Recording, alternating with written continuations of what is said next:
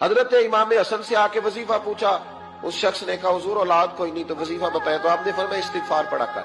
तो हुजूर फिर मैं दोबारा कब आऊं? तो इमाम हसन कहने लगे बे औलाद है ना तू, इस्तिगफार का वजीफा बताया ना? कहा। फरमाने लगे अब उस वक्त आना जब अल्लाह तुझे 10 बेटे अता करेगा। कितने?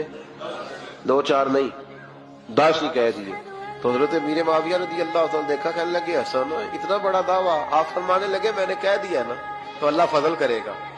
हाँ हाँ, अल्लाह खैर करेगा, खैर हो जाएगी। वो शख्स कई सालों के बाद आया तो हजरत अमीर मुआविया को भी साथ लाया, कहने लगा हुजूर अल्लाह के फजल से अल्लाह ने 10 बेटे अता फरमाए, पूरे 10 ही अल्लाह ने दिए। तो हजरत अमीर मुआविया कहने लगे जनाब बात तो आपकी सच्ची हो गई, पर मुझे भी बताइए वजीफा कहां से लिया? फरमाने लगे कुरान पाक से, सूरह नूह की 10, 11, 12 आयत पढ़ो। अल्लाह फरमाते तुम इस्तिगफार पढ़ो, मैं तुम्हारी बेटों से भी मदद करूंगा, मालों से भी मदद करूंगा।